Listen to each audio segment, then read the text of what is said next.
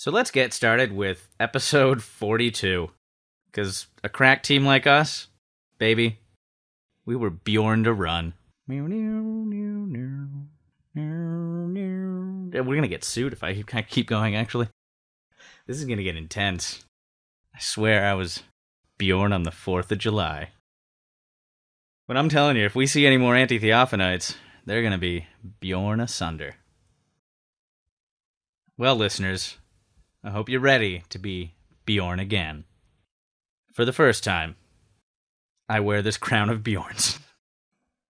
Now, a lot of people would say that I'm not the first choice when it comes to recapping these episodes, but, baby, I'm a natural Bjorn storyteller. Oh, welcome, and thank you for listening to Polymorph Self. My name is Bjorn Djerkfjall. Strap in, because you're about to hear some Bjornographic material. Straight up, hardcore Bjornography. Hardcore Bjorn.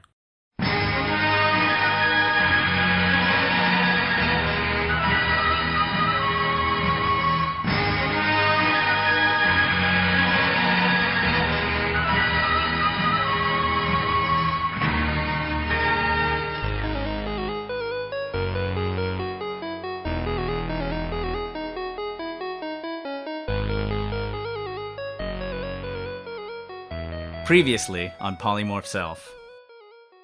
Presented to you by your boy, Bjorn. Don't worry, guys. You're in Daddy's hands now. Last time, we had a fair fight on a beautiful beach against some anti-theophanites, and we beat them soundly. However, afterwards, Hjani surprised us all by straight-up murdering a man with her bare hands. That was creepy. After that horror show, we ended up on a clipper boat, or a schooner, and it was full of slaves that these anti-theophanites had taken for themselves. We saved them roundly. They witnessed Hjani murder that guy. I gotta stop talking about that. They witnessed Hjani murder that guy, and they told us of many, many places that we could go to further our tale. However, we chose to weigh anchor and set sail for Stash Village. While we were on the way, the full elves, like Billicus and Hjani, they had strong stomachs that were resistant to the pull of the sea and seasickness, while Seyda and I were affected by the heaving of the ship, and we did some heaving of our own. Not sexually. After arriving at Stash Village, we came across an abandoned camp. Cue music. So you all row ashore, and you can see what looks like the remains of a camp where the foliage meets the sand. You can see a kind of an old tent, which is actually little more than a sort of canvas stretched over some sticks. You can see what looks like remains of a fire, and perhaps some tracks, but it's just, up the slope of the beach a bit, where this where the foliage starts, and there's like this sort of small, somewhere between a stream and a river, Receding into the island. Yeah, it sort of comes out from the tree line through some foliage. And sorry, that's where we see that, like... Yeah, up there by the tree line, there's the remains of some kind of camp or settlement. I would like to look around, so I do. Okay, Hjani, what's your action? Yeah, I spot around too. You spot to check, you have a walk around. Seyda? I sit down on the ground and feel a little bit sick for a minute. Okay, you get your bearings. 5 game minutes times later, okay. You'll feel fine. Billicus. See, we're looking for tracks, or we found these tracks. We see some tracks. Yeah, you might be looking for tracks, yeah, but you'd have to approach this sort of, dispersed camp thing. You'd have to walk there and have a look. But yes, you could look for tracks. All right, and I guess that's a spot check, right? Survival roll with your track. All right, then I'll do that. Okay, so I'm actively searching for anything that would indicate. Cool. Just for the DM, note again, just state it out like a simple sentence, like I look for tracks or something. Okay. Go for it. I look for tracks. Okay, awesome. So we'll start with Hjani. What's your spot? A 1. A 1. Awesome. Make a DC 12 spot check. 17 plus 1. 18.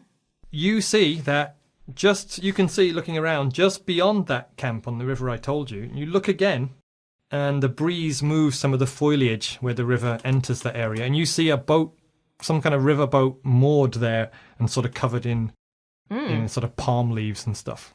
Just a little bit past the camp where this river's coming out of the foliage. Bjorn, you're doing a walk around, right? Yes, I'm mainly looking for evidence of who these people might be. Any sign. Okay, well, you look around the camp part for those kind of signs. And you do, in fact, see a small wooden box which looks like a sailor's sort of possessions box that he could lock when he or she is out on duty. So you find one of those, and it's locked with a small iron padlock. Seyda, you're feeling fine now. Billicus, what's your survival skill? Survival is 11. 11, okay. So in that case, you need to get a DC... Well, it's soft ground, so actually you only need DC 11. So you can only fail if you roll a natural one, essentially. So you look for treks. Got a 12. Okay, plus 11. Plus 11, so 23. Okay, you scout the area and you put a whole picture together. As recently as 1 week ago, 10 people have been here. They've walked all around, and they've moored this boat that you now see as well. Now you're standing right up there, and they've gone back into the rainforest. And you look a little bit up the track, and you can see at least 10 people. But here's the thing: their footprint size would indicate that they're about 6'4", all of them, and they're a kind of webbing between the toes and unusually wide feet. Humanoid, but perhaps not human. You suss all that out from reading the tracks, and now you're all back together, having found your various things. I found a boat. I found a box. You found your feet? I found my land legs. I found some tracks, and they're humanoid, but they have kind of webbed toes. I've never heard of such a thing. And they're quite large too. Is it human-sized? Big human-sized? All right, and they all went into the island? Yeah. Yes, heading into the island.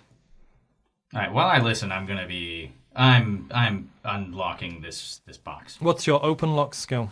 My open lock skill is 11. Yeah, and this is a DC 18 iron lock of medium quality. I want to roll because I like a roll. I know I could take a 10, but I just want to roll. I like rolling. That's a straight up 17 plus 11 is enough. You whip out a wooden toothpick. You don't even deign to use your thieves' tools. You just put it in there. You do a no-look. This is the toothpick that I've had clenched in my teeth the entire time. Yeah, you no-look, put it in there, and 2 seconds later, pop that lock. Put the toothpick back in my mouth.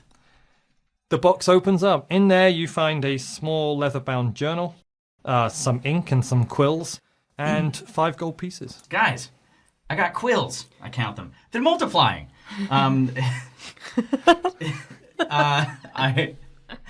I open the journal. I open the leather-bound book and take a look inside.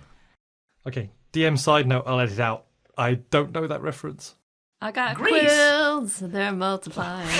So bad. Oh my god, I do get it now. My mind had just advanced trauma blocked it out of my mind. That's what it was. Okay, so, and time in, that never Wait, happened. this beach, it's sandy.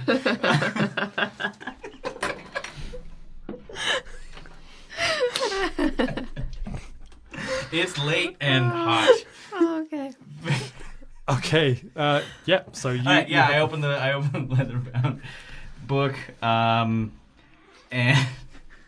You see some notes in it. It seems that someone was based here and was trying to exploit. First of all, you see the cross of the anti-Theophanite in it. It seemed to belong to someone who was working for them. Mm. It says something along the lines of, in the first week we found the Cordylus camp. This word Cordylus is spelt in common, Cordylus. It then says, there seems to be more than one tribe of them, some friendly, some hostile. And then it says, the item we seek, the mind jammer, must lie somewhere beyond the grottos in the forest. The notes also suggest that, although he's looking for something he calls a mind jammer, that he doesn't know what it looks like or what it is. Just reading around, you can see he's acting on a story or a hunch for this thing, but he's never actually seen it or knows what it is. You can intimate that from the lack of detail in the notes and the weird name he's given it. Mindjammer Beyond the Grottos. Sounds like a great band name. Anyways, I'm going to explore that boat. Sounds like a fish concert. Okay. Hjani, you see it's like a long rowing boat similar to the one you came on, but it's flat-bottomed, designed for rivers that may have rocks, and it has some hand oars and paddles in it. It's been tethered with vines to a post that someone's knocked in, and the whole thing's had the bushes and foliage sort of like just pushed down on it. So it's not hidden so much as made invisible from... People wouldn't see it from the coast or the beach. Can I leaf back in the book for a second? The Cordylis camp, sorry, was that located here or elsewhere? He said inland upriver. Oh, okay, good. All right.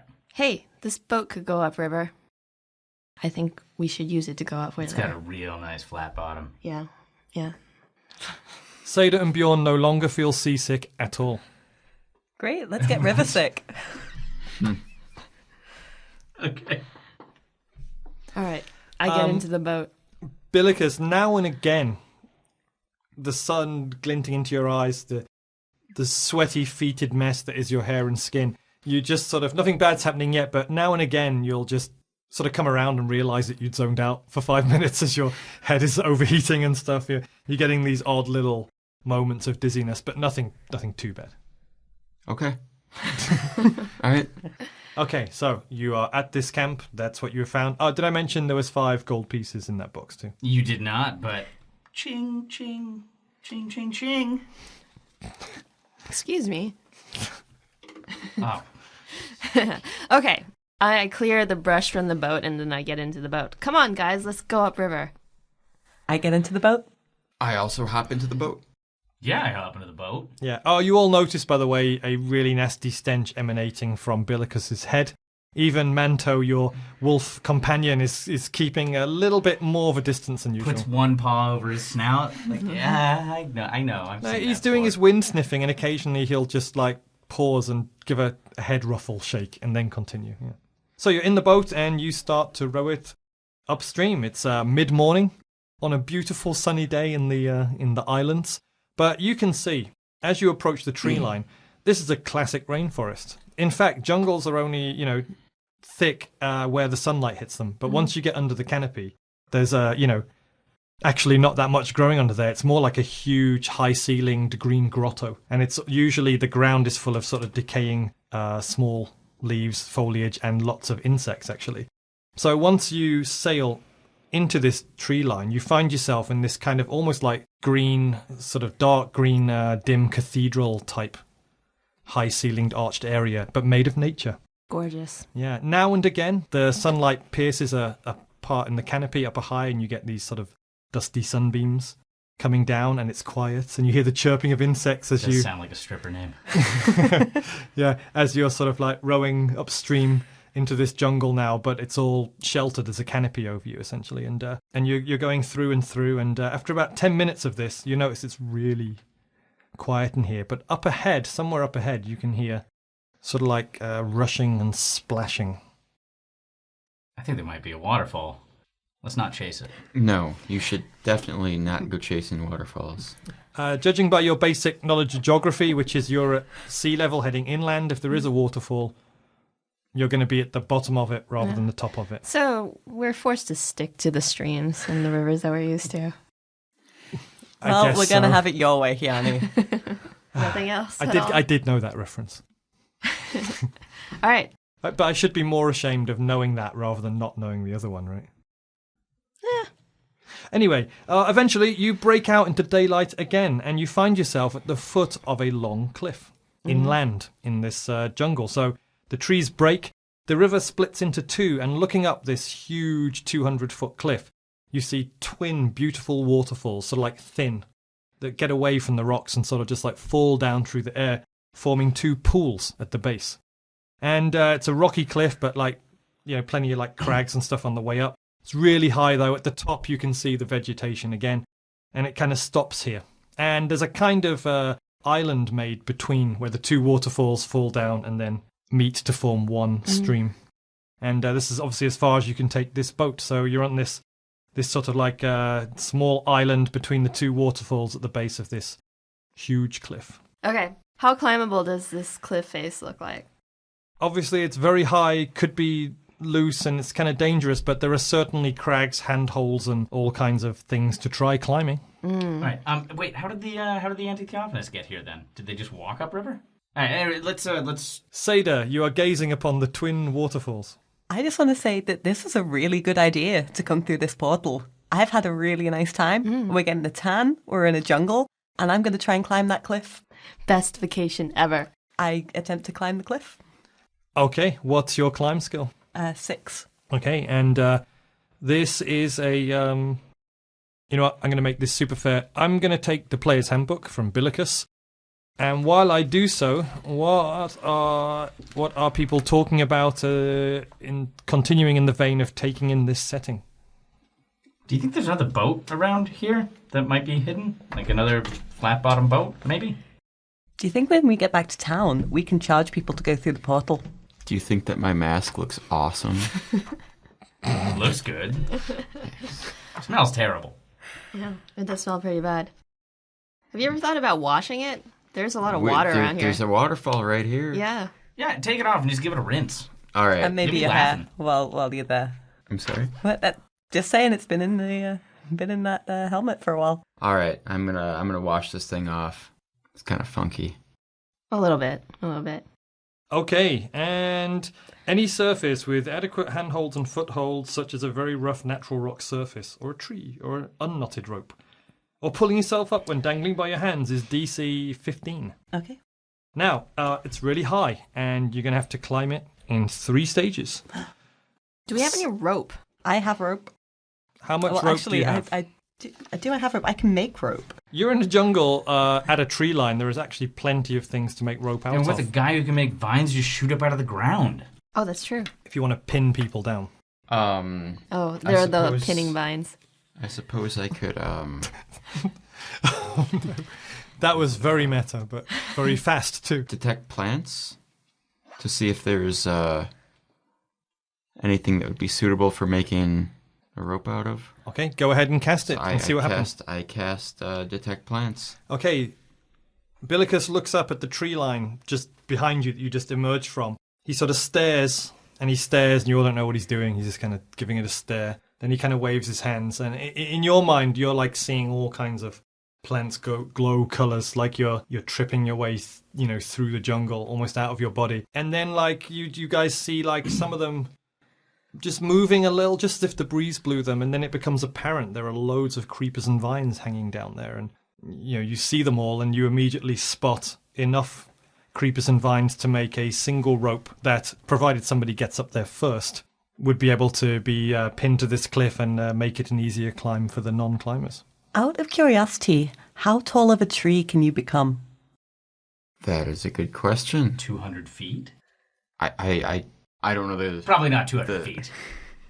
You'd have to try casting that spell to find out. I'm gonna become the biggest and best tree that I can become. And we're going to climb you. This is an inspiring moment. Yeah, aim high. I'm gonna be. This is a kind of a concealment spell, by the way, but what's the name of the spell directly? I actually think it's become tree. It's no tree shape. Okay, so if you want to try it, you have to just make your statement. But it says you look exactly like a tree. So If you just say cast become tree, we'll find out what happens. I cast tree shape. Awesome. By the way, you can cancel this anytime you like.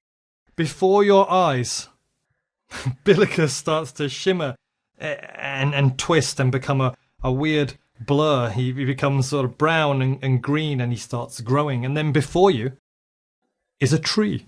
A tall jungle palm right before you, which is about 12 feet tall. Oh, okay. And has coconuts. Oh. 2. 2. Large. And a banana. And Not large. it's indistinguishable. No, it's a plantain. It's indistinguishable to you from any other tree in this jungle. Oh. Well, that was fun. Where did Billicus go? I don't know. Let's climb. He'll join us later. His dire wolf is still here, so I'm not climbing that tree. It's only 12 feet. Seyda, why don't you climb the cliff? I'm gonna start gathering. I start gathering vines to make some rope. What's with my your rope making skill? 5. Okay, you've got to get DC 12 or above to successfully make this rope, which will first person up will have to do raw climbing, and then after that the rope will help. Okay, +5 to craft rope. 13 plus 5 is 18. Okay, an hour goes by as you soak in the sun, sweat in the jungle, and sit on this island between two beautiful waterfalls. In which time, Seyda fashions the creepers into a strong rope of 200 feet length in a massive, thick coil. Okay, so here's what we do. You are the strongest climber of all of us, which surprises me. I thought it would be me. But also, you are the strongest person. Tie the creeper around your waist, and then we just hold on and you climb. Or we can just wait until she gets to the top. Yeah. Fine. Yeah. Is Billicus still a tree? Oh, I'm Yes, stay in the tree for as long as I can. 4 hours. Yeah. His name should have been Russell. I'm just... And on that note, I take my giant rope and I climb the cliff. What is your climb skill again? 6. DC 15, as we established. Okay. I rolled a 5 plus 6 is 11. You spend the next 10, 20 minutes trying to find footholds, climb up with the big rope, but after time goes by, you fail to do so, but you can just try again if you're not in any immediate danger. You can't fall down from the bottom of the cliff, so have another try. Let's go. That is a 3. You try again. You guys have been, Billicus is still a tree, during which time your wolf urinates on you. And then also Hjani and Bjorn just stand at the bottom, just waiting as you fail to climb up for 30 minutes. I can try at the same time as her. Wait a moment, as you fail for 30 minutes, at which point you can try again, or Bjorn, you express an interest in just nonchalantly climbing on by. Well, I can at least make it up a bit of the thing, and I've got 60 foot of rope. I can give you. Well, if I make it. state your action if you want to do one. I begin climbing with my 60 foot of rope. Well, yeah, at first you have to climb just using your skills and then drop the rope later. 5. Go. DC 15. 11 plus 5 is 16. Okay, Bjorn deftly and quickly gets a third of the way up the cliff, about the 60-foot mark. Then thank goodness. Then I drop my rope down. And you find several craggy rocks you could loop it around. I loop. I drop. Okay. The first stage is now roped, meaning anyone else who climbs up it only needs to hit DC 12. It's Okay. down a level. I climb up the rope. Okay, DC 12. What's your climb skill again? Rolled a 1 plus 6. Okay, here's what happens. Let's be careful about this because it could go one of two ways depending on if you land on the pool or the hard ground. So you start climbing up, annoyed and flustered by Bjorn's cockiness and his beating you to the punch. You start climbing up. You're going too fast. It's natural one. You're not really paying attention.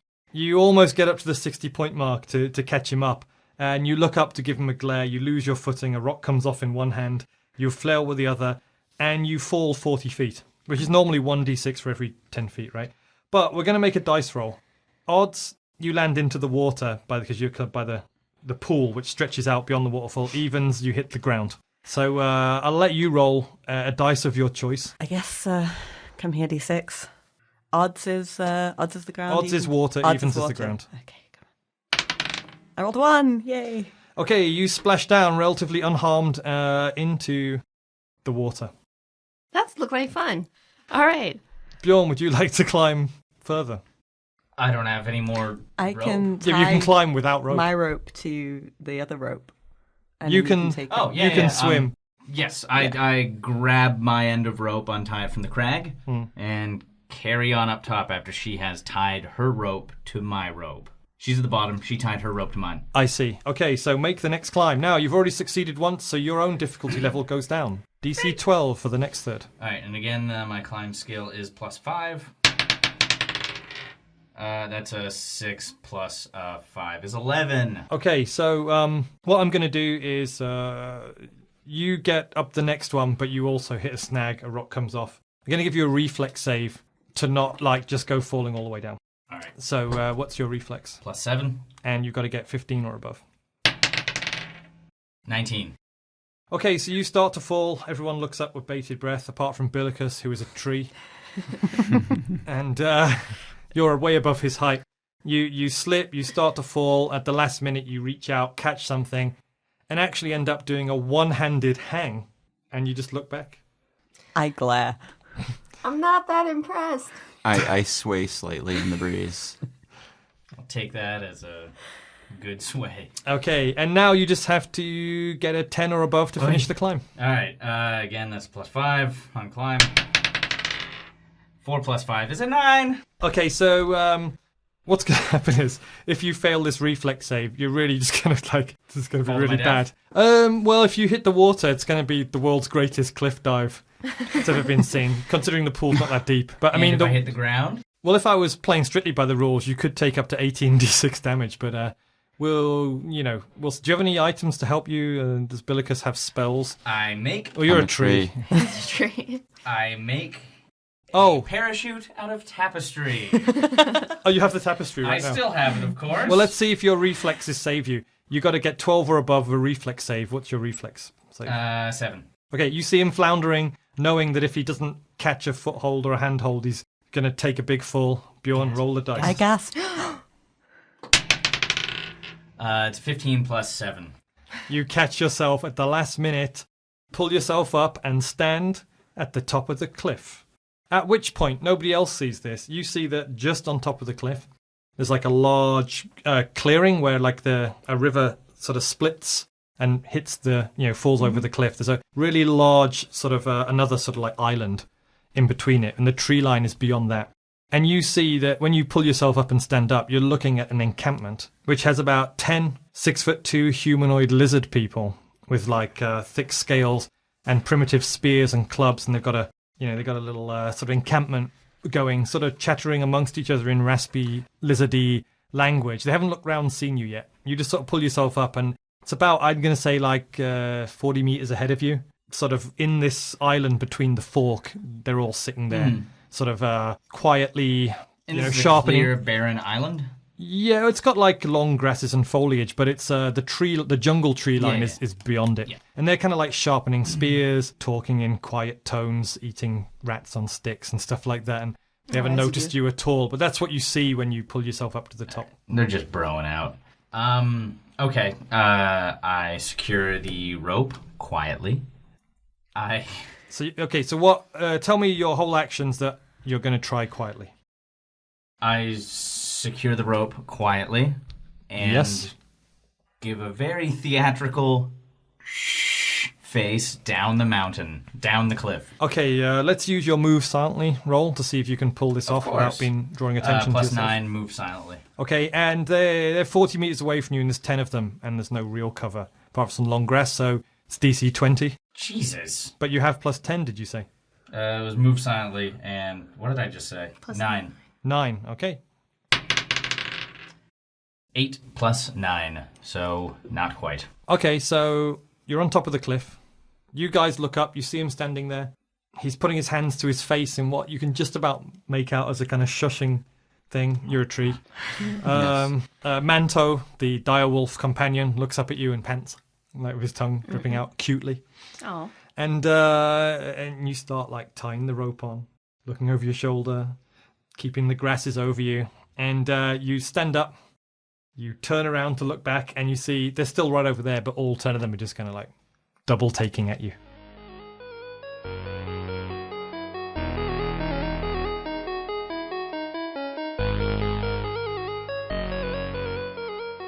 And let's take a pause. So let me see what. Should we have some really funny banter to use for a cold open? No, what I was thinking. Well, here's what we can do. That's a good cliffhanger, right? Literally? Oh my god! Have I just won DMing? You won. No! You won Dungeons and Dragons. I think I did, yeah. Oh, the game's over. Wait a minute. Did I just end on a cliffhanger, which is literally hanging on a cliff? Oh, I should have ended it when you were doing the one-handed hang. Denied. It's alright, there's still something hanging off that cliff. You see, if I was as smart as you guys, when you did the one-handed hang, I should have looked at the clock, seen the time, and said, and let's end on that cliffhanger. But I didn't, so... Yeah, but right now you've got a perfect cold open for the episode following this one.